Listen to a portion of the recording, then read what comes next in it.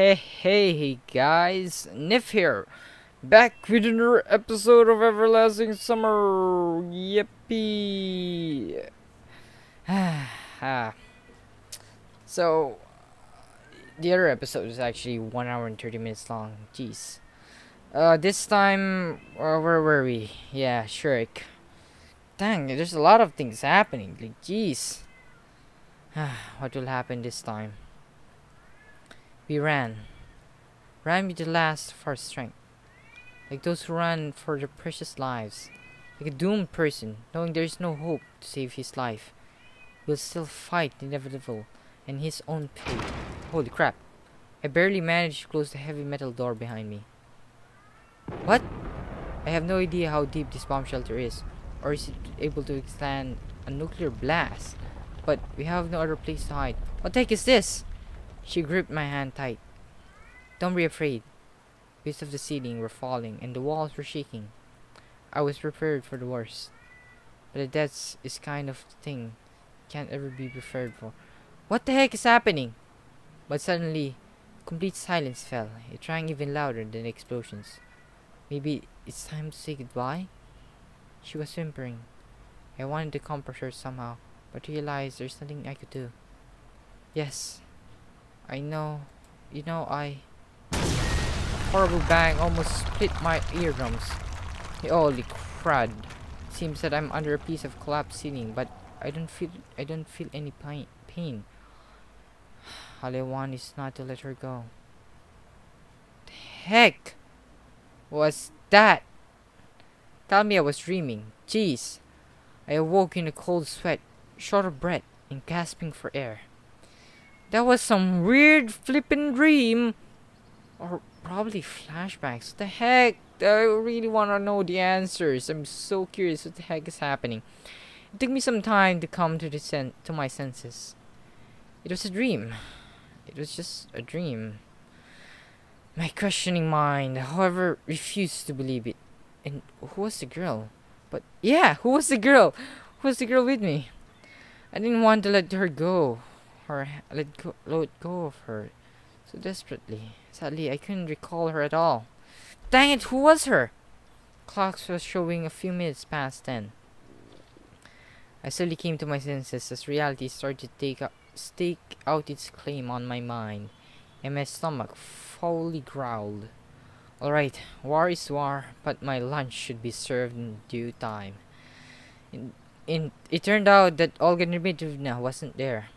She must have decided not to wake me up. Well, thanks to God for the camp leader for this. After yesterday's adventure, I had to have a rest. Last night was a mean blurry memory which I really didn't want to think about. It was more important to find something to eat and to wash myself. Exactly. Because a pioneer must always be clean and tidy. Though I would agree with this principle even if I wasn't a pioneer. And as a matter of fact, I'm not. Oh, on my way to the washstand, I met Electronic. He started to wave his hand and ran up to me. Good morning. Thank you for finding Shrek. Without him, I don't even. It's nothing. I was a bit embarrassed. No, really. Don't be shy. The country was. Must be proud of its heroes. Hmm. And what about Shrek? Did he look? How did he look this morning? Is he all right? After yesterday's craziness, I thought such a question was completely valid. Yes, absolutely. The only thing is that he can't remember anything. What? Can't he? I wasn't surprised at all. He says he went into an abandoned camp yesterday and woke up in his bed in the morning. I mean, he remembered nothing between those two events. I see. Alright then. You missed breakfast, right? Come to our club. We'll feed you. I have something special. Electronic smiled in conspiratorial way. Thanks. I'll come probably. I had to wash myself first anyway. We'll be waiting. I don't want to see Shrek, that weird freaking guy. He almost killed me. He waved at the end. He waved at me and left to carry out his own business. There was nobody near the washstands. Okay. The water turned out surprisingly warm today. It had been warmed up and already, I guess. Having my face washed, I realized it Wouldn't be easy to wash the rest of my body here. Maybe I should go to the showers. But since there is nobody here, I turned the top in such a way so water streamed parallel to the ground and started to take off my clothes. Oh, just like what Electronic did. And what if somebody sees me? Well, I'll rinse myself dry quickly and put on my clothes. The water, which seemed warm and my hands and face, felt bone chillingly cold on my body. The whole washing process took no longer than 10 seconds. I started to wipe myself quickly afterwards. But I didn't manage to finish anyway. There were voices coming in from the direction of the footpath. The only solution came to me in the split second. I grabbed my clothes and dashed into the bushes. Ah, uh-oh. The prank masters. A moment later, Alisa and Uliana appeared near the washstands. You could have done it by yourself. Why did you have to bring me here? Is it a big deal for you? Fine, let me. I peered at them and noticed they were both covered in red paint. Uh-oh, what a surprise. I wonder how they managed that. Alisa opened the valve and started to rub Uliana's back. Take off your bra. Uh-oh, what if somebody sees us? What? Is there anything to see? She grinned. She grinned. Oh, is there anything? Oh, don't worry, Uliana. Justice. Justice is good. Flash is justice, and justice is good. Don't worry, Uliana. It's fine. We support justice. Okay, just be quick. It was true that there wasn't much to look at, but even so, I stared at the girls narrowly. Why is there no image then? It was pity that they were standing with their backs to me. There's no image. Is there like an option? Wait, give me a moment. Settings. Is there like a freaking filters management? It's Russian. The censoring part probably had. It's not that I'm like I wanted like the man. Don't tell me I'm missing a good stuff here. A minute later, Alisa managed to wash off all the paint. I'm done. Thanks. You're welcome. I'm very disappointed. Don't tell me there's an image actually to be shown if you actually like it's the settings, something about the settings about and use your scenarios. Oh wait, I think that's the mod workshop. What's this? Filter management. Is the filter management about You're welcome. Alisa replied lazily. Listen, let me try you on yours. She pointed at Elisa's bra. I'm missing such good scene. I'm not a perfect, but damn, why didn't you show it? It won't fit you for sure, but I'd like to try anyway. But out here, there's nobody here, right? Lena looked at my way and smiled arched. Oh no, Lana knows. I was absolutely sure she couldn't see me in these bushes, but enough with that nonsense. Uliana wasn't listening to her anymore and grabbed Elisa's bra with this dexterous move instead. And I have to confess, I have something to look at. Oh no! I watched the two girls chase one another around the washstand with bated breath. Elisa covered her breast with her hands so I could barely see anything at all. I leaned forward and stumbled over a stone, falling out of the bushes. Oh no! Alisa and Uliana stood frozen, staring at me. I tried to cover my nudity with a guilty face. The table. Oh no. The table lasted for a few seconds. Then Eliza took her shirt and somehow put it on in an instant. Uh-oh. You! Her face gone from red to purple. It looked like she would have exploded in a nuclear blast in a second. The only thing I wanted to do was to disintegrate into atoms and get into as far away as from epicenter as possible. He was sitting there the whole time. So she noticed me then. You! And I accidentally, if you know what I mean, Alicia rushed at me. I'm gonna get punched. Covering my butt with one hand and holding my clothes with the other, I ran into the woods. It seemed the best solution to me at the time, as showing up naked in the middle of the can, accompanied by two screaming girls, wasn't a good idea. I ran without looking back, and stopped a few minutes later to catch my breath. Damn it, why is... I feel like there is a freaking filter on that. That's why it wasn't showed. Damn it. Or did they just didn't do the artwork? That's not right, man. You should show the scenes. It makes the whole thing much more lively. It seemed that there was no pursuit, so I managed to save myself. Yay! But all the cause of lacerated scratch and bleeding feet, because I had no time to put on my boots. Ouch! I sat on a tree stump inside. Sometime later, having dressed already, I left the forest. I heard I had need to decide what to do next. My feet are hurting. Should I go straight to the infirmary? Oh yes, you should. Your hands are like bloody last time as well. But on the other hand, my stomach isn't going to wait either. Maybe I should accept Electronic's invitation, or head to the canteen and hope of finding something left to eat there.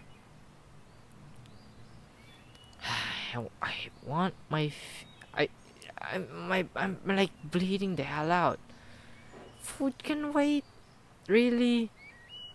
Bleeding feet? I don't suggest that. Like, they're gonna ask why are you bleeding and stuff, so I think it's a good idea to go to the infirmary. I always took good care of my health, and even better care of times when something starts to hurt badly. So without hesitation, I made my way to the infirmary. Good! But right in front of the door, I stopped as if some mysterious force was holding me. I had absolutely no desire to face the camp nurse without any urgent need, but on the other hand, I almost did a great deed yesterday, defending the infirmary, so in some sense, she owed me. I took a hard and opened the door. Oh, hi, Pioneer. Hello. I'm sorry that I was late yesterday. It wasn't a problem at all. Why have you come? Are you sick? She smiled, side-eye. Well, I got my feet a bit... Oh, you got a bit what? My feet... I gave a stupid answer. Okay, show me. I sat on the couch and took off my boots. How did you manage that? I'd better keep silent about what happened near the washstands. Well, Okay, never mind. Wait a second. She rummaged through in the drawers and took out a big red pill with a cross-shaped notch from a vial. And what is that for? I was disturbed by the size of the pill in its strange shape. They are broken in halves, usually, and not in quarters. They used to make the amputation of your legs unnecessary. Amputation? Wait, what? Nothing to be... Nothing. Don't be afraid. Pioneer. We'll take it and it will be alright. And this pill? Why does it look like that? It's for the patients who refuse to take medicines priorly. We screw it into them with a screwdriver then. I didn't dare to ask where they were being screwed in actually. And now, try to bury it a bit. What the heck? She took a big pack of cotton cloth, wrapped a bud in it, and applied plenty of iodine to it. I braced myself for the torments of hell. I moaned quietly, but my trust in the medicine disinfection was much higher than the odd pill, so I had to withstand the burning. Now it's done. Put on my boots and tried to walk. My feet were still hurting, but the sharp pain was gone. Thank you. Don't mention it. Drop in any time, Pioneer. He said goodbye and left the infirmary. My health problem was solved. It's the right time to eat now. The day was just started and gone through many things already. Wait, I'm not going to electronic. Can I not decide on that? But I did it and now have legitimate grounds to fill myself up. Dang it, I wanted to go to electronics. Today, I wasn't last one, so I could choose a free table. Yay! Lunch included pea soup and mashed potatoes with fish. It was just a major disappointment to me, as I don't eat fish in any form, and hence I will get fewer calories than usual. Soon Slavia and Lina came to my table. Can we? Ah, she smiled nicely. Uh, yeah, sure. I stood up and pulled out the chair for her. Please. I was in excellent mood at the moment. Enjoy your meal. Saying that, Lina began staring at me and continued for some time, but then after realizing how odd she looked, she switched to her plate. You too. Do you have any plans for today, Semyon? No. I guess not. I gave her an honest answer, as indeed I had no plans. I guess for searching for answers, what but that was more like a global goal. Do you want to take a boat ride to the island with us? To the island? A boat ride? Well, I think I've seen it from the pier. For what? Olga Dmitrievna asked us to get her some strawberries. There's a lot of strawberries there, and they're so delicious. You can imagine the taste even without eating it, just by looking at Slavia's face. Strawberries. Ah, what are those for? And what are those? I don't know, but it's indeed a great idea. Well, indeed it is. Moreover, I haven't been to the island yet. Yeah, sure. Nice. I haven't seen the island, so let's find out. Within minutes, we were already standing at the pier. Well, here it is. The boats. Hang on, I'll go fetch the paddles now. I was left face to face with Lina. Do you like strawberries? Well, not really, but they're tasty. Lina smiled. I see. I didn't know what to say next, how to continue the conversation. If Slavadin came back, we probably would sit here till the evening without saying a word. Here you go. She handed a pair of hefty paddles. Yeah, thanks. We we got into the boat. I untied it, pushed off the shore, and tried to start paddling. And where exactly are we heading to? Right there. She pointed her fingers at the island. The island is named the closest one. I wonder what the captain gave it such original name. Well, the island is indeed the closest to the shore. Aye, aye, Captain. If only I'd known what was waiting for me ahead. I wasn't experienced. I wasn't an experienced oarsman. Oh, is that what they call where? I rode a boat just once or twice in my entire life. Actually, I was in like a training camp. We were trained to do that. So I could relate to this guy. Just less than half a mile out to the island. But we were making our way in zigzag thanks to my skills. By approximately the middle of the trip, my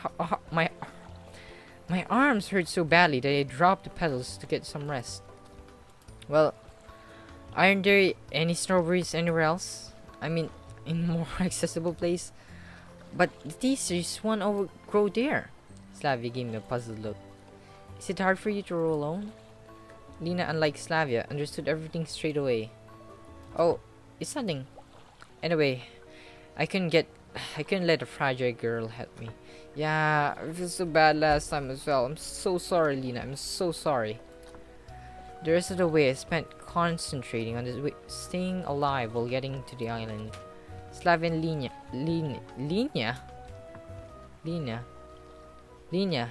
Oh, was it Lina all along?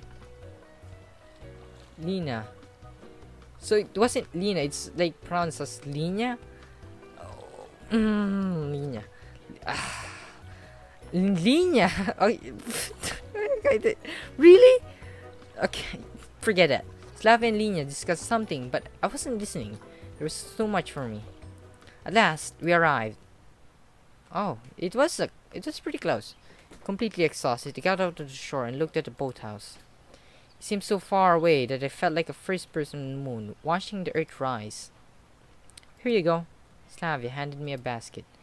It's a small island, barely 100 meters long, and it looked like more like a birch grove, with even rows of trees covering its entire surface.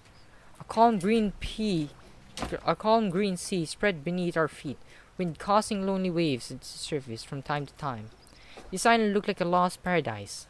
It's nowhere that the most delicious strawberries grow just here. We've got to split up. There's no way we'll do the job faster. Yeah, for sure. But there's only 2 baskets, said Lina humbly. Oh, you're right. My bad. So are we going to split up then? Uh-oh, not again. Decisions. Go with a fragile girl or so, I think. Or go with Slavia. The the proposably best waifu in this scenario. Let's try to make up with Lena. Let me go with you. Let's go. Okay, that's fine. Feel a bit guilty for now, for Slavia now.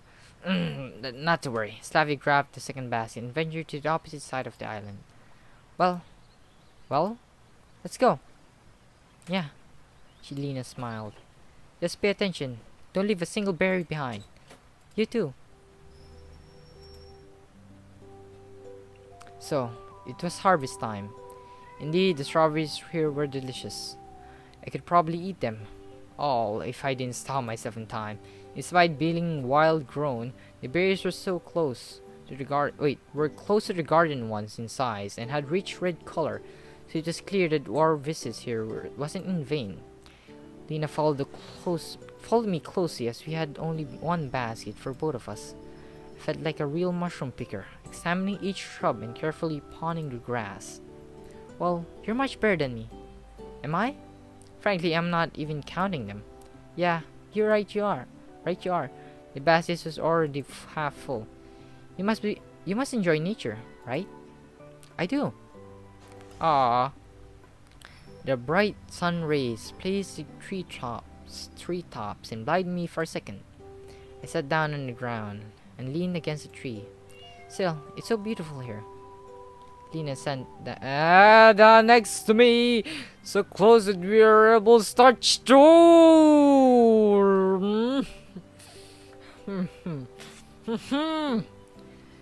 Yeah, yeah. We just sat and enjoyed the moment. It seemed like as time stood still. The wind gently shook the tree leaves and some bugs that lazily hopped around the grass and splashes of sunlight played on the faraway water surface. Lena put her head on my shoulder. Bro, this is giving me so much memories. It hurts. It's okay, man. Well, why did you... I was surprised at first, but then I heard her regular breathing and thought it was just a matter of course. Why is your hand on her waist? Oh, probably she felt dozy and wanted to take a quick nap. Yeah, probably. No, it's just a quick nap. I just sat there and didn't think of anything for a few minutes. But then words started crossing my mind with ultrasonic speed. Lena. So close. Sleeping. So warm. So gentle. Feelings. I gazed at her. She had such a sincere, such a tranquil look at her face. It seemed that right now she was not here, but in some kind of a better world. Oh, I didn't know what would have happened the next moment if I didn't hear the voice of Slavia. Semyon! Lena! I shook my head off from side to side a few times to come to my senses. Lena stared to me. Lena started to wake up. I'm gonna call her Lena because that's the thing. That's how to really pronounce her. She opened her eyes and gave me an empty look. Have a nice dream, huh? Suddenly realizing she had dozed off, leaning off my shoulder, Lena blushed. Oh, I'm sorry. It's fine. Slavia came over us, and so Lena rushed to get up. So much have you got? How much have we got? I sighed. It's not a lot. Her basket was filled with strawberries to the brim. Well, it's enough anyways. Time to get up. To get back. I grabbed the basket and we headed back to the boat. Way back the way back took less time as I tried to concentrate on the rowing and ignoring everything else. My only wish was to get back alive, as the first trip hadn't gone without any consequences, and now my hands started to hurt after only a few sweeps of the oars. Having tied up the boat, I fell to the ground with no energy left. Slavia and Lena leaned over me. could have said something if it was hard for you. Yes. Never mind, it's fine. I'll just lie here for a bit and everything will be alright. Okay then. Get to the... Okay, then get those pants to Olga Dmitrievna, please. We have something else to do. Yeah, sure. I was ready to agree with anything at that moment, just so I wouldn't get up. Sabia put the basket full of strawberries next to me and headed to the square, happily chatting with Lena about something. The hardest part is done anyway. That's what I thought before I got up and took the baskets. After rowing, they felt like cement bags, even while weighing barely more than a few kilograms each. So the trip to the camp leader's cabin took much longer than usual. I had to stop every 50 meters to have a rest a bit. Once I finally made it, I put the baskets on the ground and sat on the deck chair with difficulty. Olga Dmitrievna! Olga Dmitrievna! I got a present for you! There was no answer. I barely managed to get up and enter the cabin.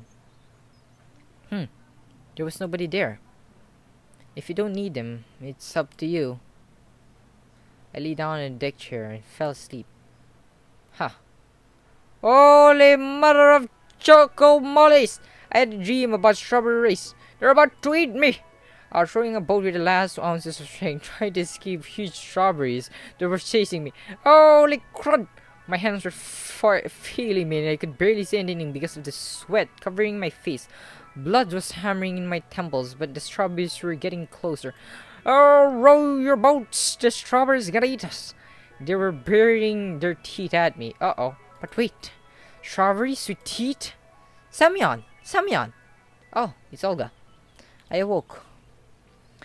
Olga Dmitrievna was standing beside me, shaking my shoulder.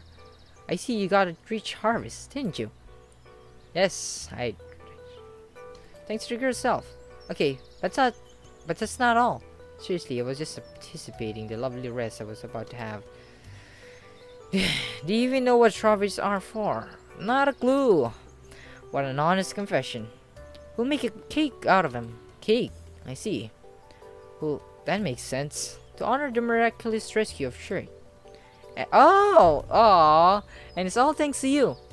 Aww, it's all clear that getting the strawberries isn't the last thing left to do. Aww, and why? Please tell me. If I'm such a hero, why do I have organized celebration in my name all by myself? That is true. Well, I guess. So, I have an important task for you. You're missing yeast, flour, and sugar. And I needed all in the canteen before dinner. And those who'll make the cake can deal with it in their own somehow? I asked pitifully. Of course they can. All of them are busy. And you're the only one in the entire camp who does nothing. Oh, that is true. Well, the words were partly true, but that doesn't make any easier for me now. Moreover, those words felt like a bullet into my head. That is true. So, write it down. Okay. We get the yeast in the infirmary. Okay, infirmary yeast. Flour in the library. Flour in the library. And sugar in the clubhouse. Library, flour, sugar, clubhouse. Okay. Wait. I have no time. I'm in a hurry. Good luck. She smiled slyly and left. Slyly? What's slyly? Damn words, I still don't know. Of course, there are a lot of strange things in the camp, but yeast in the infirmary? Okay, I can deal with that, but flour in the library? Exactly what? And sugar? No, it's beyond my comprehension. I spat on the ladders. Did I say that?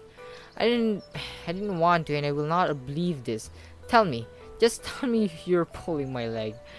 I wouldn't be more surprised if a crowd of fat green trolls would appear right now beside me, with every one of them feeling obligated to laugh at me. So maybe to hell with this cake. I weighed my options for some time. No, if such a major plan of Olga Dmitrievna fall true, I'd be in a world of hurt. And it would complicate both my life in the camp and my search for answers, which I've stopped for quite a while. It seems like I have no choice.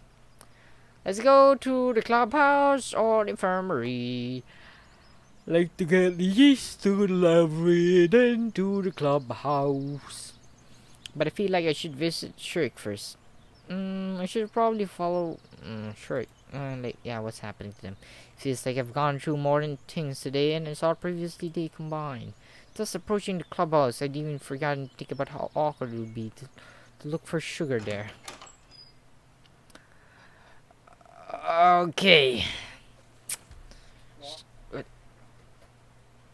Okay. Sure, I can electronic work to building something. Sorry, there was someone that came in. They were busy. They didn't even notice me. What the heck were they building? So this is what they were building. God the... What the heck is wrong with them?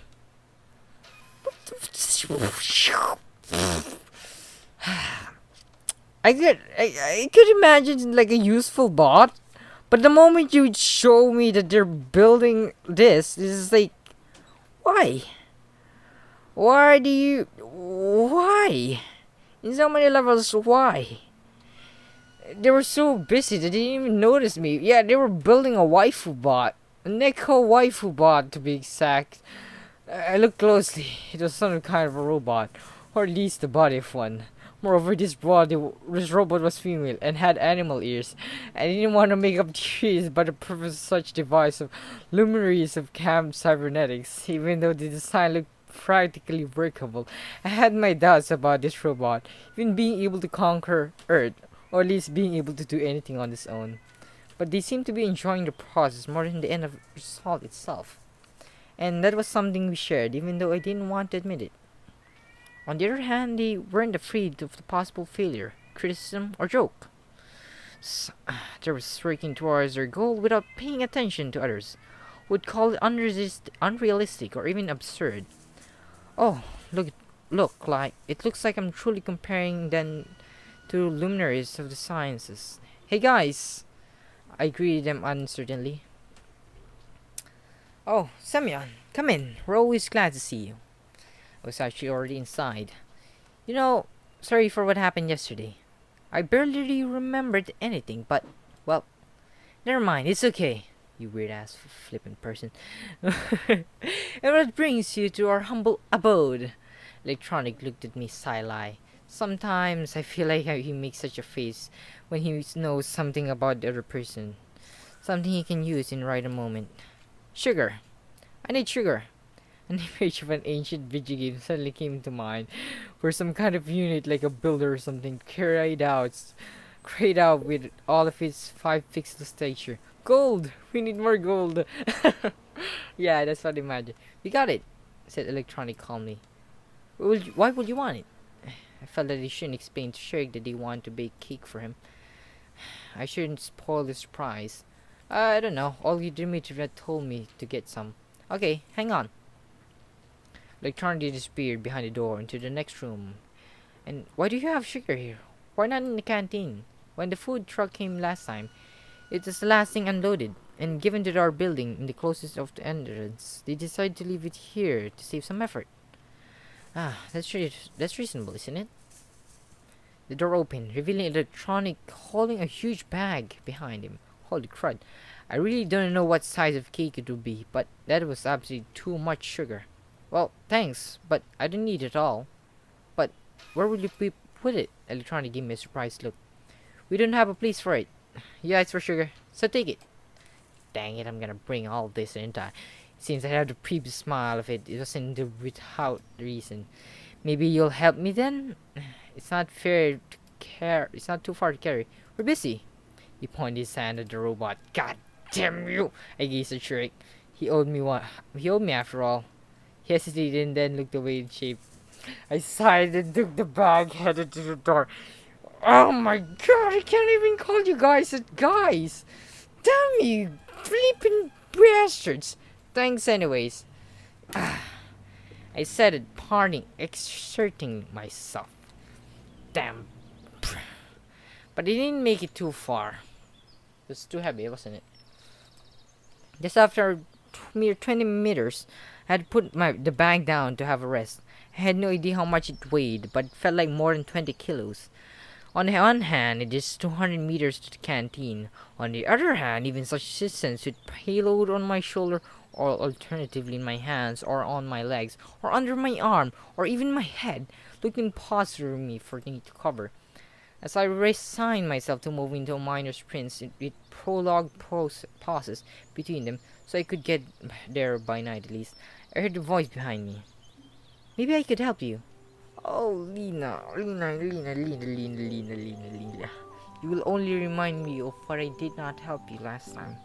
You know, I'm still guilty. I'm so very guilty. I'm still super guilty for last time.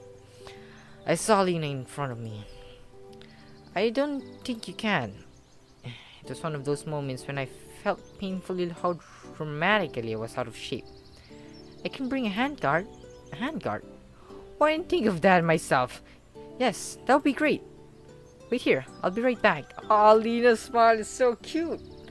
She smiled and ran to the direction of the square. What will I do without her? That is exactly true. It's good that Lena isn't always that shy and can take the initiative sometimes. Yeah, Lena is this kind of person who just notice. She's pretty smart because, you know, she, even though she's shy, she could easily observe people's actions. Very good. I started to think. She seemed quite unusual now, with no trace of shyness on her face, and actually the complete opposite. Smiles and confidence. Offer of help wasn't something extraordinary by itself, but getting it from Lena? A few minutes later, she came back with a smallish handcart. Put the bag down on it. Thanks. Don't mention it.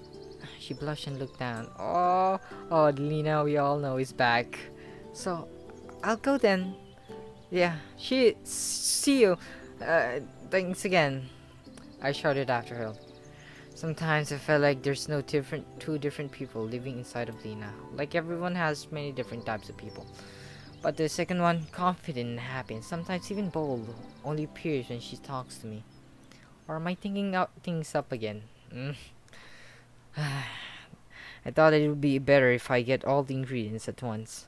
So I headed to Olga Dmitrievna's cabin with the handcart. Okay, time to go to the library or infirmary. I'd rather go to the infirmary first because I hate the library because there's Xenia. I love the books, but I hate Xenia's attitude. Can't even find her legendary. She's just rude. Just rude. Felt like I've visited infirmary too often recently. That is true. From the first time to being ordered to do something, and then the being ordered to do something again, which is take care of the infirmary, and then my feet, and now for the fifth time. Yay. But what can I do? That's how things pan out, I guess. I sighed and knocked on the door. Come in, the nurse said with a trace of sing-song accent. Good afternoon. Olga Dmitrievna has sent me to get some. I hesitated slightly. Yeast. Ah, sure. She gave a broad smile. It's just that I don't have any. Pioneer. Was it the pioneer of the ending? How so? She said that. Well, I had some, but there's none left. Oh no. I didn't bother asking why she had it in the first place. Well, don't you worry. You can have some aspirin, for example. That could be some use to me, actually. Where do I get them? Aspirin? I sighed. Take this. She opened the drawer and pulled out some kind of bottle. I took a closer look. It was... Oh, a beer! Oh, could you go back? What does the milk made of? Ostankinoskoe was a well-known brand of cheap beer in USSR. Huh. I took a closer look. It was a Ostankinoskoe beer. What's the matter? Beer is also a fermented product. She gave me a deep gaze. Nobody will even notice.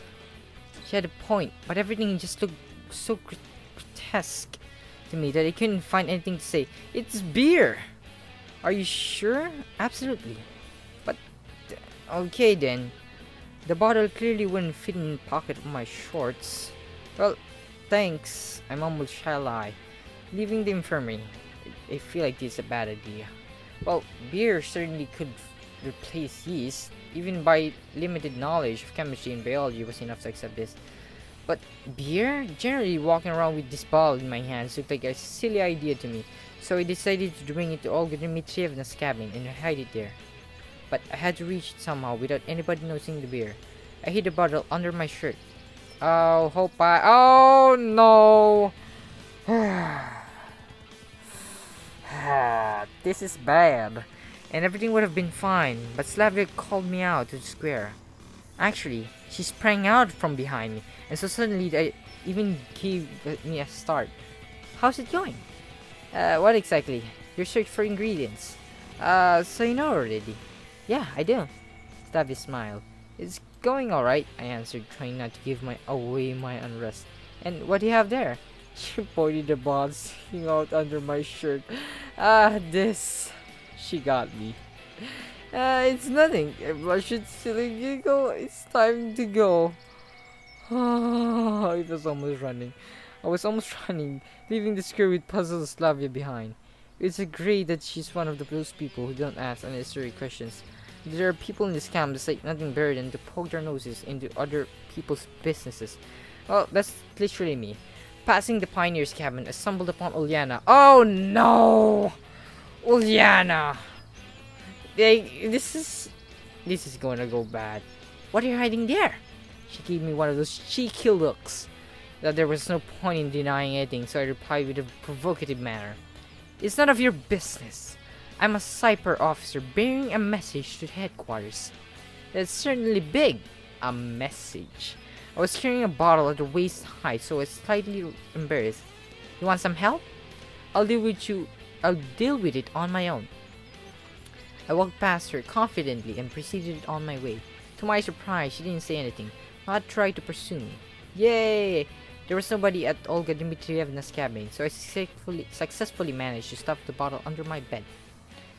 Oh, that's a bad idea. Why? Once I got outside, I sighed with relief. Really, I couldn't believe that I would ever worry that much of her single bottle of beer. Like, I was back in high school. It's a good thing it's safe now. Even if somebody finds it, I'll claim it's not mine. I could always think of a suitable excuse for an enormous experience. Yay, library, where Senya would pretty much just be a douchebag and say mean stuff at me. If every other place on the cake ingredient this made me at least some sense to me, then the flower from the library made none. Yeah, why the library? I thought hard, but who would put it in the library and why? But you couldn't find any sane explanation after all. Given Senya's harsh nature, I'd better knock first. Okay. Open. Senya peered at me closely, but from behind her glasses. What do you want? Don't you think anything weird? But I didn't want to look like an idiot and decided to explain things carefully. I need some flour. Olga Dmitrievna said it's here. I understand that it sounds strange to keep the flour in the library, but I was sent to you, and it needed for a cake to celebrate Shrik's rescue. Yes, I have the flour. What's so strange about it? Xenia replied with surprise. At that second, I felt like it's been hit on my head with heavy weight and lost the ability to understand anything at all. Flour in the library. Sure, what's so strange about it? We're in Wonderland. I'm Alice. Now I'm gonna eat the magic mushrooms and I'll be back home. Hey! Yeah? I was daydreaming. Wait here. I'll be right back. She disappeared behind a bookshelf, so while I folded my hands and started waiting. A moment later, the sound of trapdoors groaning and the hinges reached me. Hey, you need some help? I inquired lightly. I'll deal with it. Xenia barked out to me. She seemed to be in the basement, so I'll have to wait a little. Okie dokie. A few minutes passed, but Xenia still hadn't returned. I was starting to get worried when the door suddenly flung open and Eliza came out in the library. Oh. She looked surprised too, seeing me here. Wait, what are you doing here? Am I allowed to be here? I said rudely to her. Alicia was a bit overwhelmed. Ah, why do I here? She snorted and headed to Xenia's table. And why are you here then? Liza measured me with her eyes carefully and almost opened the mouth to say something, but then seemed to change her mind and turned away, hiding her hands behind her back. Returning a book? I blurted the phrase thing off the top of my head. It's none of your business, she replied with a hint of hesitation. Oh, is that? What book is it? Alicia was silent. Oh, come on, let me see it. I wonder what Miss High Voltage keep away, I reads. It's none of your business. It's none of your business. Her voice was even less confident. Okay, I don't insist or anything. In fact, I was quite interested to find out what Eliza was reading. Probably explosions. Moreover, I was quite amused to see books in her hands. Yes, TV, movies, or a computer, if only were available here, all things seem to be much more appropriate entertainment for a girl like her. But she had a book instead.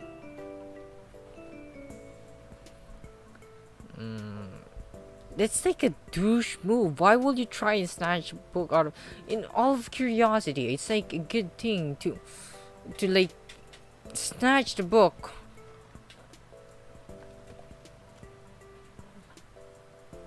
Snatch the book. Wait, give me a moment. Okay, I'm sorry, there's someone... Just try it. Take a douche move to snatch the book. Snatch the book. It's like, I'll be a bit. Curiosity strikes hard, but the nice guy strikes harder. Curiosity killed the cat. Anyways, it's Eliza, and that means it could quickly turn into a total mess. Yep. Plus, I still have ingredients to collect. Well, I'll come later. I wish I grabbed the book. Maybe something interesting would have happened. Maybe if I grabbed the book, something interesting would have happened. But it's okay. Let's be the nice guy and not grab books for no reason. Eliza left the library quickly without looking at me. It got me thinking. What could this book be? About it if she was ashamed of it. Yeah. Ashamed Eliza is something extraordinary by itself. But Eliza ashamed about a book? But what's the point in guessing now? There's no way of finding out. Yup, finally, Xenia deep groans rang out, reaching each and every corner of the library. Grab it! I passed the book by the shelves and beheld the perspiring librarian sitting near the trapdoor leading into the basement with a small sack next to her. Well, they might have some sort of storehouse down here. Thanks. I took a sack and left the library. Thank goodness. It wasn't too heavy, so I carried it down to Olga Dmitrievna's cabin without too much effort. Yay! Finally, it seems that everything had been collected. I took the hand cart with sugar outside and put a sack with flour in it.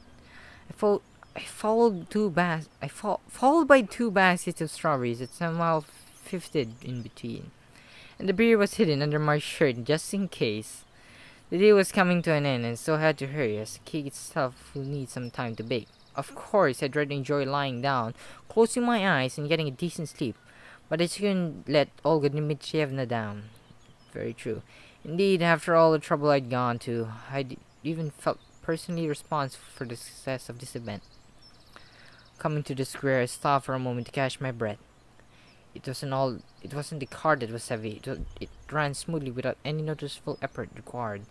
It was just any physical exertion caused by the pain to me now, both physically and mental one. Whoa! I sat down on the bench and closed my eyes for a moment. What's that? I didn't really give a damn who it was. Probably just a fellow fine-year girl taking interest in a familiar companion in distress. What are you talking about? I asked her tiredly. She didn't reply. Those are ingredients for the cake. Do you like cakes? I don't know. What? Yeah, you've never tried cakes? I don't know. Obviously the girl didn't get what I was talking about, but it didn't surprise me at the moment. I really wasn't interested in the conversation, so I was so tired that I had zero intention of classifying external distraction and tagging them as either common or uncommon. I see. Come down to the canteen later and have a bite. Really? Really? And what are they made of? What? I asked indifferently. These cakes. Well, some flour, some sugar, various fillings. Now that's a strange question. Doesn't she know what cakes are made of? And you have it all here? Yeah, sort of. And sugar? And sugar. Could you lend me a little? What for? I thought it was over the top. A sudden gust of wind made me grab the cart instinctively and open my eyes. However, nobody was there. Am I daydreaming? I noticed that though the thought the sugar sack was untied and a small heap of it was poured out. Could it be that she was scared by the wind and ran away? Having fished the sack, I got back up the bench and continued on my childing strawberry way. The thing about again that underneath the greetings, chances are it's the ghost or some stuff. Yeah, because it didn't know. There wasn't a single person near the canteen. No wonder dinner was still an hour away. I brought the hand cart near to the rear exit and handed the foodstuff to the camp cook. She must have already told me what to do with them, and she gave me such an unpleasant look. I'm not sure how long it will take to bake a cake, but it seems like she had to hurry. I just wanted to relax for the remaining time and until dinner. In short, I was tired that I just sat on the steps and waited. I kept sleeping. My eyes closed themselves. I guess I got tired, and throughout the day I didn't even notice that how someone came up to me until they patted me on the shoulder. Who's that? Oh, it's Miko. Hi. Miko was standing before me. Yeah. I didn't need a mirror to imagine the expression of skepticism and annoyance on my face. Why are you so annoyed, Miko? Like, what make it? Oh, excuse me. I must have. Damn it. What did you say? I must have interrupted you. No problem. I was just sitting here, sleeping. Alright then. Miko beamed with a smile.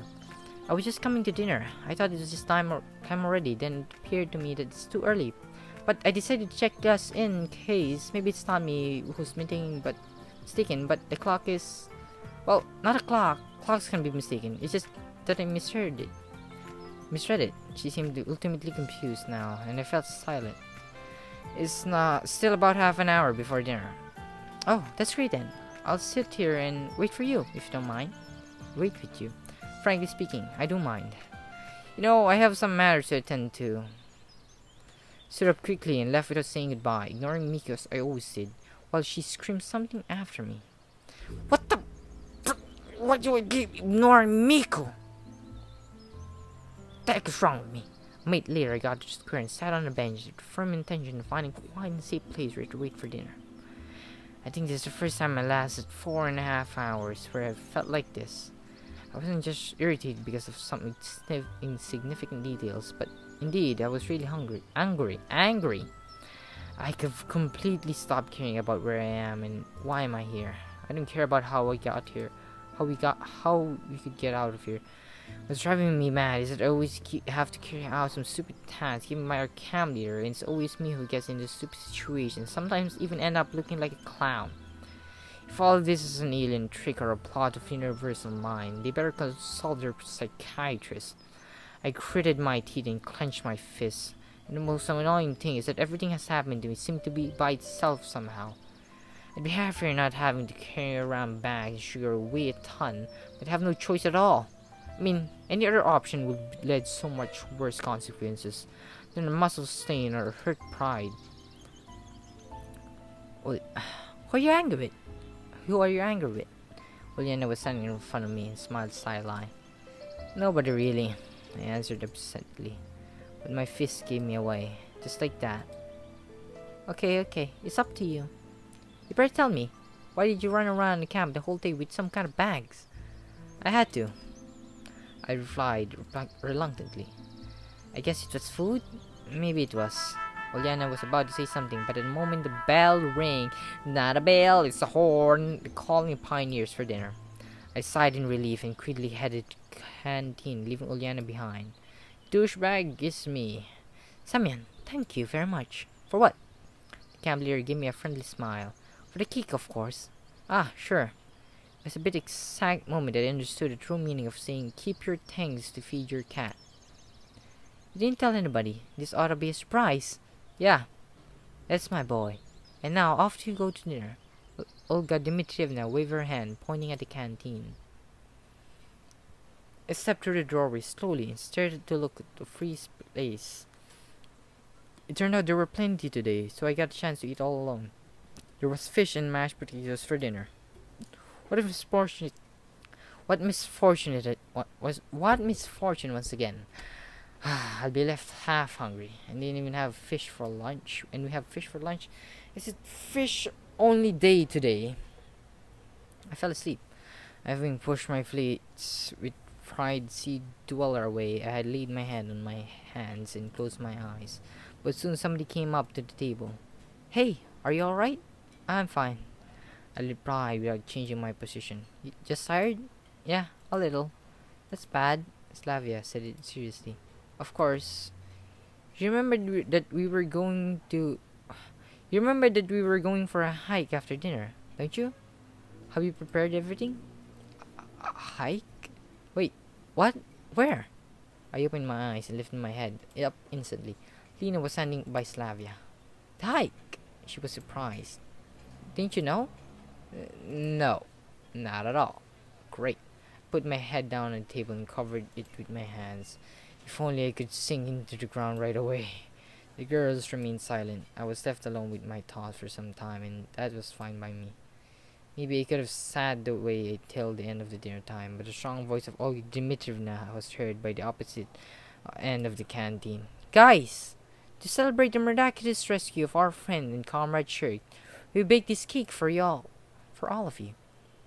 I lifted my head idly and looked towards the camp leader, but couldn't see anything beyond the pioneer's back. Just a second, and nothing about me. Nothing about me rescuing Shirk or gathering the ingredients for the cake.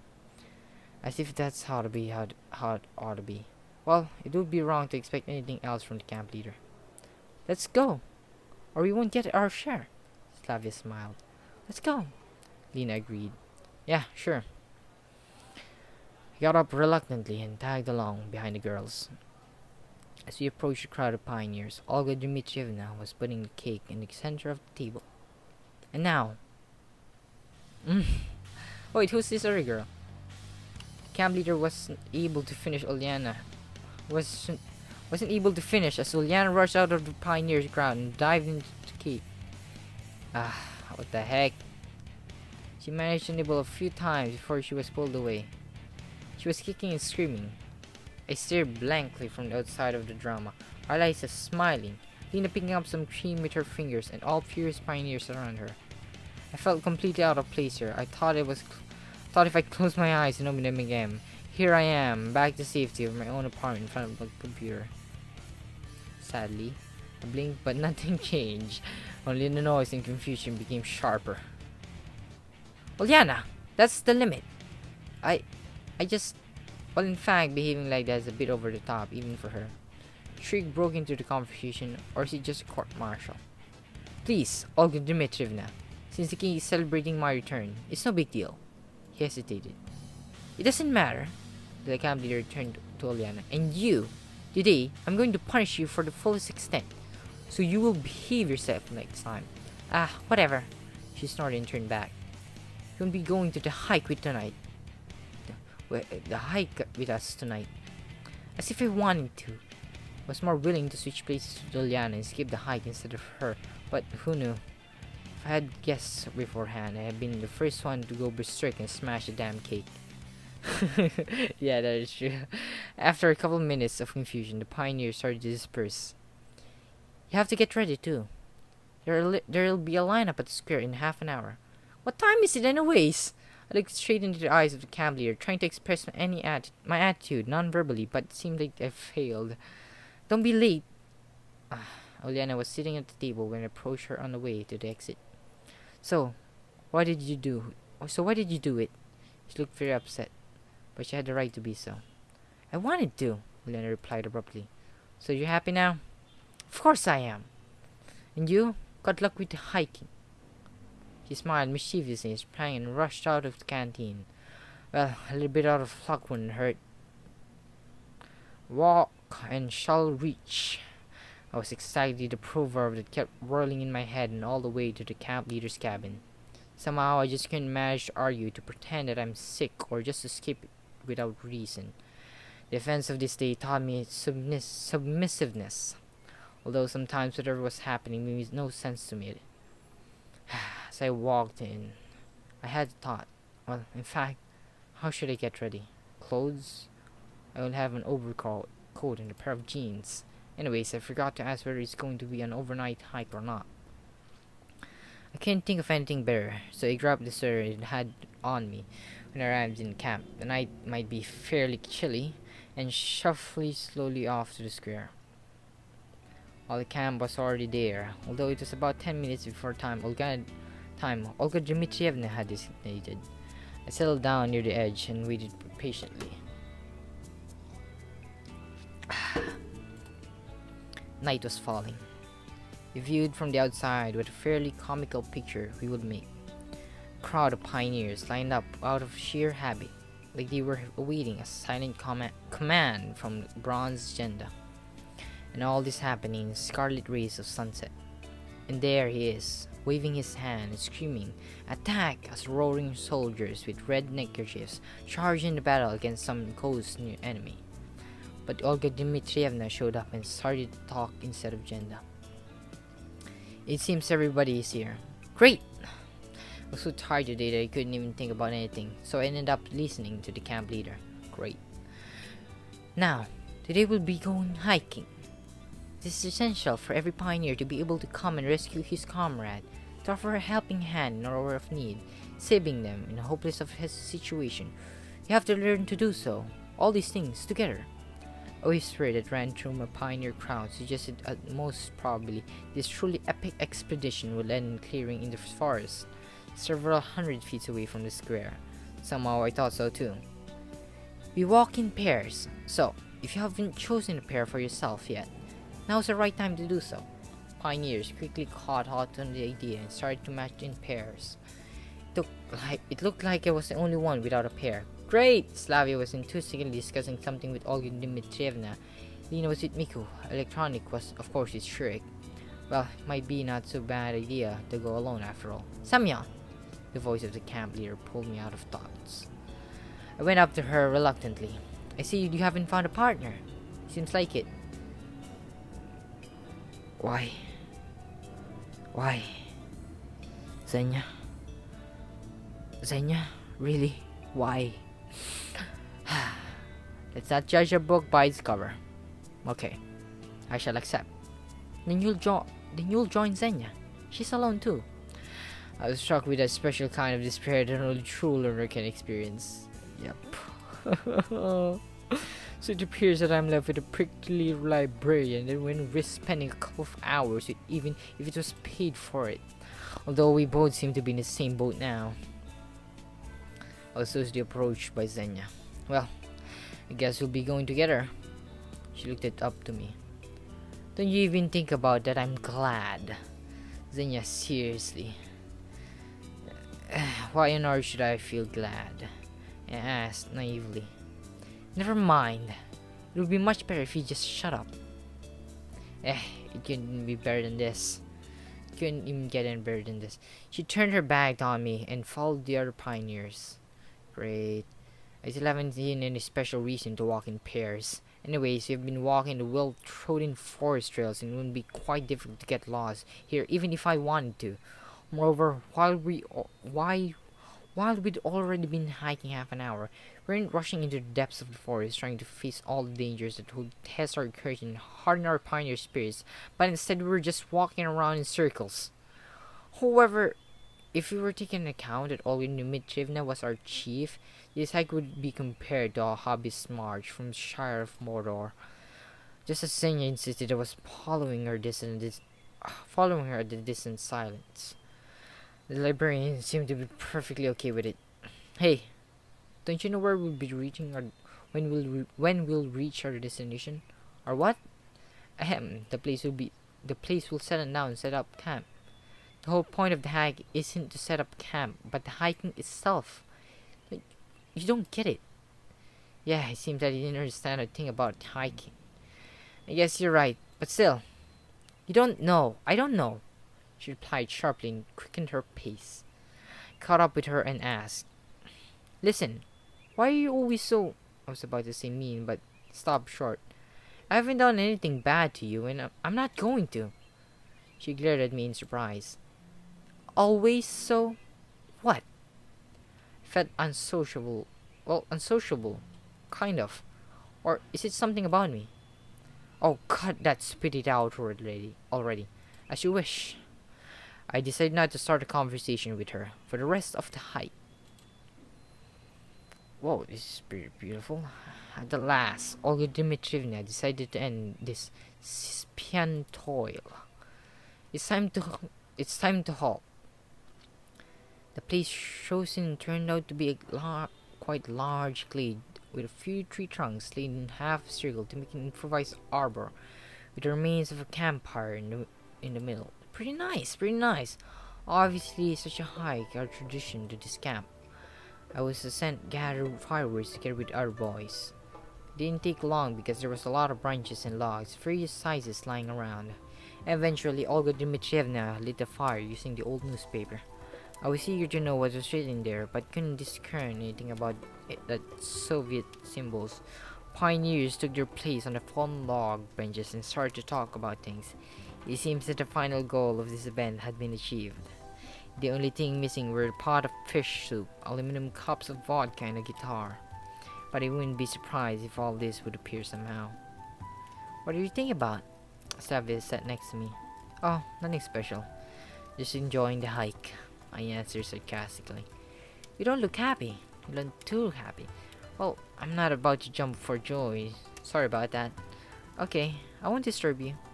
Aw, she sat with me for a while, and after realizing that I wasn't in the mood of talking to her, she left me to enjoy the introspection all alone. And all I wished was to lie down in bed, fall asleep as soon as possible. But I was being surrounded by smoke and useless chatter of pioneers around me instead.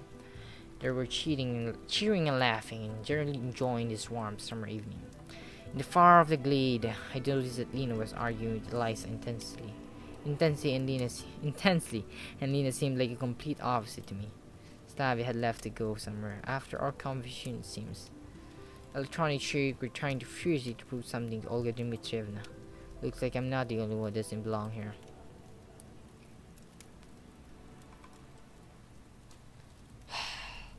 It's Lena. And the two pairs that I would suggestively like. I want to find out what's happening. Because I'm a man. But I'm too tired to find out. But I'm a man. And I shouldn't try to find out because I'm a man. But then again, curiosity is too much to handle. Only Lena and Eliza stood out among all this splendor. Well, of course, it was quite natural for Eliza to be arguing with someone like that. But hearing Lena talking Ori's, confused, talking Ori's voice, I came closer silently, trying to understand what was going on. Now you listen to me. Think whatever you want. I've said everything. It looks serious. Holy crud. I shouldn't have actually tried to get near. I tried as hard as I could not to attract any attention. It looks like I'm just standing there with no intention to listen on them. There's nothing to think about. Everything is clear as day. Don't try to wind me around your little fingers like that. I know you too well. Why? Of course you know everything. Then why won't you tell him yourself? Lena was getting angry. The alone was really weird, and even she didn't know what they were arguing about. I'm sorry, but I'm not a dance MC. That's none of your business. Eliza snorted, turned around, and her eyes met mine. Second later, Lena gave a look as well. The girl stood there in confusion for some time. Eavesdropping. Me? Oh, no. I was just like passing by. I put my best smile I had, but it just didn't seem to help much. By the way, today, he was peeping at me. That was a bad idea going here. Alexa gave a malicious smile. Lena looked at me questioningly. First of all, why would she believe this devious fox stories? I didn't peep. You know quite well it was an accident. Juliana should be the one to blame. Sure it was. Tell that to the cops. Seems like my excuse wasn't working. Did you like my boobs? Oh no! A shiver ran up my spine. Is that true? Lena looked at me imploringly. Well, you see, it was an accident. I didn't see anything there. You didn't? Well, I can show you again. Alyssa cried in anger. I didn't know what to say. You see, I told you. No, no. Lena started to mum and rushed away for a moment later. No! Wait, what happened? I shouted after her. You see what you did? The girl is upset now. She gave me this frightful smile. First of all, it wasn't me who upset her. Second, I don't have any idea what you two were arguing about. I was running out of patience. Why should I tell you? Seems like she thought that our talk was over and was about to leave. I grabbed her hand abruptly. Alexa glanced at me in fear, but didn't say anything. I was angry at the moment. Really angry. Firstly, I was widely enraged that Lena was upset because of me, even though I was actually kind of guilty. Yeah, I could. Second, I was enraged by Elisa's insolence. Third, I was tired. I was about to lose my temper at the smallest thing. Happy now? I hissed, pointing in the darkness where Lena had run off. You only seem to have the guts to bomb memorials and hurt innocent girls. She looked frightened, sad, and confused at the same time. She herself could hurt anyone. You just don't know her. The only truth there is that I don't know her too well, but I'm absolutely positive that she wouldn't hurt anyone. That's your job. She stood in silence for some time. I held Elisa's hand and didn't know what to do next. The solution dawned me all by myself. You have to go and apologize. Why the hell should I? Alisa tried to act arrogant as always, but it wasn't going to work this time. 'Cause I said so. I refused to hear any objection and dragged her to the side of the bonfire. Olga Dmitrievna, I'm sorry, we have some urgent business to deal with, so we have to leave early. The guidance officer tried to object, but I didn't listen and headed after Lena, pulling Alisa along with me. I feel like this is a bad idea. After some time, I released her hand. Any objections? All the pride and arrogance had left Alisa's face long ago. If you want me to come with you, I will. But I have nothing to apologize for. I told her the truth. Well, see, that then... I cut her short. We had been walking in silence until we entered the camp. Why are you shaking? We came to the square and asked Eliza. Where do we go next? How should I know? And who said that they know Lena well? Was it me? Eliza hesitated. Well, she could be at the island. She often goes there when she wants to be alone. At the island? Excellent. We headed to the pier. At the island? Night came to the camp while I searched for the paddles and pottered around the props with the ropes. One of the boat was actually missing. Okay, today's our lucky day.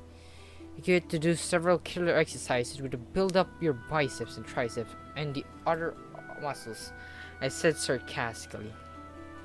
Are you serious? Eliza cast a fearful glance at me. Well, perhaps I was a little too rough, even for her. All right, I won't make you row, of course. The hardly sounded confident. Swinging the paddles appeared to be much harder than this time. Well, that's no surprise, considering that today I must have already filled my annual rowing quota. I stopped in the middle of the river to catch my breath.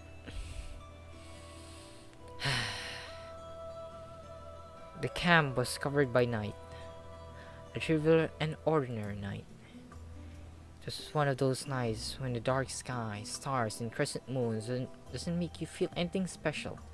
And chirping crickets and twittering birds sound like they were actually doing dull routine job rather than performing an otherwise exciting nocturne. It was staring into darkness, trying to make out the shadow island. How did you get to know her? Eliza shivered a little. We grew up together, she added slowly, after some hesitation, and ended up in the same pioneer camp. What a fabulous coincidence. All these questions, mysteries, and fears that had been so well hidden so far suddenly spawned into my head. Damn, I could just throw her off the boat and drown her right here and now. You're flipped up, Semyon. I can demand answers, although it could be dangerous unless I'm sure that I know what I'm doing. But still, I thought that this time I was playing with white pieces so I could make the first move, and not just to parry and blow the opponent. So, what kind of camp is this? Eliza stared at me blankly. Where are we? Why am I here? She kept silent. Answer me, I shouted. Hey, what's wrong with you? If you want to apologize to Lena, I will. Then, that's when I realized how stupid I was acting, to say the least. She could simply be uninvolved in all and that stuff. And what's more, one can't lie enough convincingly. Alice's fearful expression was yet another reason to believe her. Sorry. That was all I was able to say at the moment. Yet I wanted to keep an advantage. The last few meters was really tough. Finally, exhausted, I got out of the boat and lay on the cold ground. Eliza stood nearby, staring at me. Although she was about to goad me or utter some buried witticism, but since she remained silent, I assumed she was still shocked or something. Even though it was rather dark here, it would be easier to hide my old flat than this. It's easier to hide in my old flat than this on this tiny island. Furthermore, Lena had already heard us. We were crossing the river, so by now it's already too late to ask Eliza any more questions, even though I still some. Listen, I looked at her, but saw nothing. It was dark night, and I didn't have cat's eye. Well, when you find Lena, you're gonna tell her you never wanted to hurt her feelings. And everything that happened in the morning was nothing but a misunderstanding, okay? My voice didn't sound as confident as it did a couple of minutes ago, but confident enough. Although Eliza didn't say anything, it was clear by the look on her face that she agreed. I stood up and went off to find Lena. Her boat was tied and snagged to the far side of the island. That's very clever of her. One would see the boat from far. I mumbled. Well, that means she's somewhere in the trees. Let's find her. I headed into the grove, but Eliza stood still. What's up? I thought we'd discussed everything already. It's not that. It's just that it's dark in there. I had to strain my eyes to make out her face. The grove is smaller than my grandmother's daisy garden. What is there to be afraid of? Eliza didn't answer. If you want to know what I'm thinking, I would gladly just leave you here. I never know what trick you're up to. Well, she came very close to me. Let's go like this. She took my hand. Wow. So she's so if I actually brought her to that place, the scary place, which is the old abandoned school, it would have been a bad idea. Luckily I didn't. Luckily I was a man to go alone. I hadn't expected this outcome. My cheeks turned red and hot. My breath was taken away, and I couldn't bear say anything. The whole situation didn't flavor conversation, which was probably for the best, since I doubt I would be able to say anything smart. Slowly, we headed into the grove. In a couple of moments, I regained my control of myself. Come on, there's really nothing to be afraid of. We came here during the day, gathering some strawberries. No big deal, just a normal birch grove. It's really nice here during the day. I added a short pause. Eliza didn't look at me. She was staring somewhere else, into the distance. Well, it's up to you after all. A few minutes later, she pointed somewhere in front of us. There, she is. I peered into the darkness, but couldn't see anything. Oh, it's just Lena. When we came closer, we saw Lena sitting beside a tree. She was crying. Aww. Aww. Why have you come here? She asked tearfully. And you? She looked at Eliza, but didn't finish the sentence. The moment Eliza released my hand. Well, you see, I just wanted to apologize for being somewhat harsh and rude. Eliza interrupted me. Her voice had regained unusual arrogance of her. Maybe it's because she didn't want to look weak in front of Lena. What a perfect apology. Not walking the walk, are you? How clever of you to insist that I'm doing a bad thing, and then to do the same thing yourself. Lena switched to shouting uncontrollably. You've got it all wrong. I get what I've seen. You see, girls, you're arguing again, and you seem to be somewhat involved in all. But I don't understand the thing. Explain it to him, Lena said to Eliza with a grin. There's nothing to explain. Well, maybe let me have a try then. Whatever. She crossed her arms over her chest and turned away. Well then, sign me on. Okay, I'm preparing. She blamed me for pushing you. Pushing me? For a moment, there was complete silence. Lena didn't look like explaining any further. As for me, I stood there trying to assemble the scary pieces of puzzles into a whole. Pushing? Pushing? What do you mean? Exactly what I said. It's not like that. That's not what I meant. Interrupted Eliza. Of course. You've always been like this. Lena burst into tears again. Pushing? Wait, how come? Pushing? What do you mean by pushing? How come? So, Lena likes me? And you? What about you? You're trying to convince me that it's all wrong while you're holding his hands. What? So Lisa likes me too?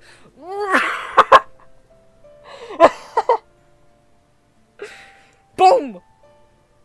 This I hear the crashing noise of thunderbolts. Boom! This is actually what happens. I was trying so hard not to involve any other person. I was like pointing out I should only go for Eliza because it's Tsundere and I like Tsundere and everything. But I guess I acted so nice to Lena. This happens. I really feel bad. This, my friends, happens when you try to understand that harem is a bad thing. Polygamy is a bad thing. Unless you're in another world, never mind this another world. Unless you're in an isekai, this is a good thing, but this is just so bad. What? So Eliza likes me too? Oh come on. Eliza actually liking someone? This can't be happening. It's just that it was dark here and it's so much like you. Always so arrogant. Always trying to control others. But when it comes to yourself, Eliza didn't answer. I really felt like I had something to say, something to defuse the situation. Hey, wait. Perhaps we just got it all wrong. This has nothing to do with you. Eliza's voice was oddly distant. Judging by the conversation, this has everything to do with me. Yes, it does. Ask her what she thinks about you, and why she told me not to go after you. Bad for Lena. I wanna cry so bad for Lena. I didn't think Lena was actually going after me. Was Lena going after me? She was always blushing every time I was near her. Even at first, she was the first person. I'm telling you once again, we heard enough of your story already. Lena shot up and ran away into the darkness. God damn it, don't! I stood and kneeled to the spot, not sure what to do next. If I followed Lena now, what would it say when I found her? After all, I don't understand what it's all about. My cluelessness and silly attempts to console her would only upset her even more. I guess we'd better let her be alone for some time. They didn't sound very confident. Whatever. Without any word, Eliza headed back to the boat. And me, alone. The whole way across the river to the pier was a hell of a trip. I had to step every 10 or 20 meters to take a breath. Wait, the pier was... We went back? Staring at the river, didn't pay any attention to... We left her? That's a pretty douchey move, leaving Lena bit. Well, this seems to be the first situation during the camp that's completely beyond my comprehension. Even though ultimately it's just a trivial, everyday situation. I wasn't this confused even during all-night expedition to the old camp. Yeah, even after all, if you have if you have a closer look, there isn't anything strange here at all. Lena is a very shy and perhaps even introverted person. Yep, she is an introvert. Yet she's human and can completely avoid human normal developments, considering that her reaction fits the situation well. Even if I don't get the source of the quarrel, it's clear that I stay that the girls would not behave like that if they had a good reason. I'm sorry, something's happening to me. Ugh. And as things were standing, I was at that reason. And that strange part of this whole situation. Hey, I'm sorry it went that way. If I only had overheard your conversation. Seems like I had a feeling of pathological. I need to excuse myself. It's not your fault at all. She said absent-mindedly. It's my fault. I shouldn't have listened. Lena wouldn't have cried, but then this something would have still happened, wouldn't it? Damn decisions. It's not just holy crap. It's been 1 hour and 25 minutes. I'm so sorry for ever watching this. It's so long. It's just that you appeared in the right place at the right time and restarted the mechanism that had stood still for a long time. I don't quite get it. Of course you don't. And actually, you shouldn't right now. You'll get it later. She cast an intense glance at me. Damn it. Why does it always have to happen to me? Both at school and college, Tommy seems to have chosen me as the primary target. Someone blocked the classroom rooms with a mop, had written a reprimand in my marked book. There was a fight. All things considered, I must have started it. Failed an exam? Well, of course, it's my fault. The teacher who hates me has nothing to do with it. Even my parents always seem to prefer blaming me after unfavorable circumstances, third parties' involvement, or decreases of providence. At some point, I felt started to believe that I am somehow to attract trouble. Remember Murphy's Law? In my case, it was like, if something nasty happened, it's gonna happen. It's gonna happen to me.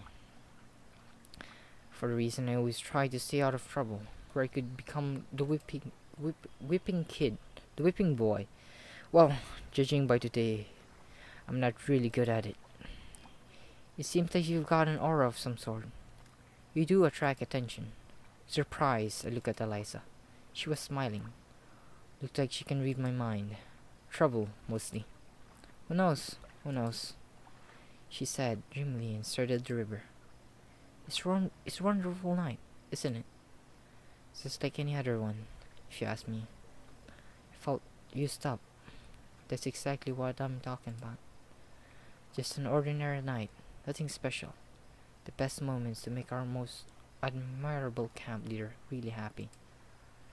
She has to know that her favorite pioneer is a nasty pervert who enjoys peeking at naked girls. Something snapped inside of me again. You aren't serious, are you? Why? Of course I'm serious. She didn't look at me like she was joking at all. Hell, suit yourself. But do you really think it's the best time to do that? Aren't you supposed to row? I realized that our boat was still drifting in the river. Wait. Don't dodge my question. Let's go back to the camp. I'll have a moment to think over it. Getting to spend an entire night with a boat wasn't something I would aspire to, but I had to apply to myself to the paddles. Barely made it to the pier. I was excited both because of the rowing and because of Eliza's intent to tell Olga Dmitrievna about this morning incident. If I know our camp leader, her reaction would be quite predictable.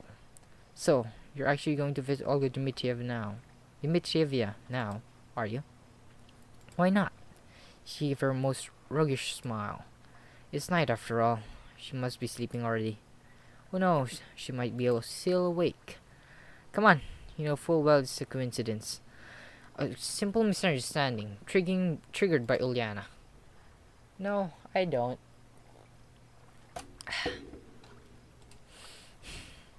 She flung her arms up and headed to the camp. I gathered all my remaining strength, jumped up, and followed her. At first, I considered grabbing her arm, but then realized it might be not so much of a good idea after everything that happened today. Hold on. I trudged energetically along next to her. Let's talk this over. Is there anything to discuss? She silently walked alongside each other. We silently walked along each other for some time. At least, we walked slowly, so that I had no trouble keeping pace with her, and I was thankful for it. Hey, is there something I can do to convince you not to tell Olga Dmitrievna? Not sure, but, well, there is one thing. We came to the square. So, what is it? Well, stop chasing Lena, for instance. For God's sakes, what makes her think that I'm chasing Lena? I guess, how you talk to her, how much you look at her so much. Actually, the fact that you actually said that you'll the clothes and stuff. Oh wait, never mind. I actually decided on that. But most stuff you were like, I like Lena. She's cute. I feel like at the first glance, you look like looking at Semyon. I'm pretty sure that's how he looks at Lena. I started to lose my temper. Why are you making up such nonsense? You started to quarrel in the forest because if you had to go to the island, and here we go again. Enough is enough. I'm not chasing her. Alisa stood still. Bright moonshine lit up her face, which showed evident sign of resentment and displeasure. Like I don't see how you look at her. How do I look like her? Like that? Like what? You know. She shifted her gaze, but remained standing still. Yeah, Semyon, I can't. Even though I'm like your conscious self controlling you, I will have to admit that you do look like you're staring at Lena a bit too much, I guess. Hey, stop seeing everyone through your twisted imagination. If you can't stop making up nonsense stories, then at least keep them to yourself. Don't make others suffer because you and your stories. I don't care if you pick on me, but now you got Lena involved. I really lost my temper for good, but Eliza didn't answer. We sang in an unexpected silence that was only broken by Eliza's sparse sobs. From bad to worse. Now you are crying? Have you all gone mad here? I clasped my hands in despair. I couldn't understand why Lena was crying, but seeing Eliza crying is unthinkable to say at least. I can't even see her reasoning. At any other time, I would definitely be shocked, but at this moment, I'm just too tired for that. My mind was absolutely blank.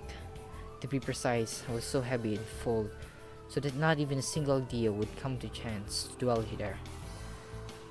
If I would compare my brain to its prime to a broad highway full of speeding thoughts overtaking each other, causing a gigantic chaotic crashes, then now it's nothing but a forgotten tiny path in the distant desolate forest, which is only used in time of absolute necessity. Eliza kept silent. At least she stopped crying. If you really think it's so serious, go ahead and tell everything to Olga Dmitrievna. I hope it makes you feel better. Okay, I won't do it, she said quietly and turned to me. The tears were all gone, but her face seemed to express absolute sorrow at the world.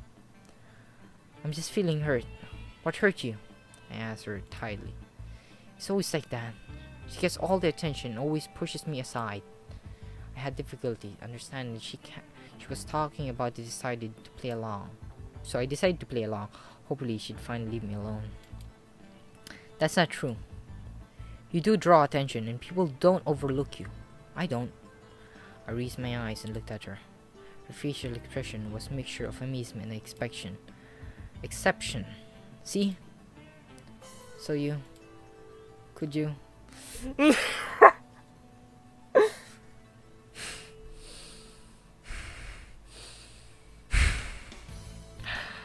All of a sudden, her voice became so tender that I flinched in astonishment. Alice's face turned red, and she hid her eyes. So, you really think that I'm as good as her? Feel like there's a bad thing about picking, picking, picking her, but I can't describe this feeling that. Never mind that. I wanted to say something, like, even better. But stop myself. Yes, I do. It seems like she didn't understand. I said it absolutely insincerely. Alright, time to sleep. Eliza suddenly yelled cheerfully. Now she was acting more like herself again. See you tomorrow. She waved her hand and ran away. I sighed in relief. Well, it was all over for the day. Yay! Time to sleep. All my remaining energy was wasted on a sprint to Olga Dmitrievna's cabin. There was no light, so trying to wake up the camp leader, I undressed quietly and lay down. It's still interesting. What did Eliza mean? And Lena? It became totally clear what was going on with them and with me. As if we got struck in some sort of vortex, we started to swirl with furious power. But what was going to happen next? And where would I be thrown then? Finally, it ended. I feel so tired, to be honest. This is going great. Day 6. Oh, save game. Save game, save game, save game. Save game, save game before anything happens. Save game, save game, save game. Wait. Why is she there? Is it an error? It must be an error. Yes. Save day 6. 3 times always save just to be sure. Oh, okay. As much as I want to know what happens next, it's late at night. I have to sleep. Pretty tired. But that was an exciting episode. I had fun. And I have probably cringed up the whole episode, especially nearing its end, as I acted like a total pervert, being so excited because girls were fighting over me. My piece of crap I am. But then again, it was fun. What game should I go next? I'm like after for visual novels for the moment. Feel like playing Honey Pop, which isn't a visual novel, it's a puzzle game. A very good puzzle game.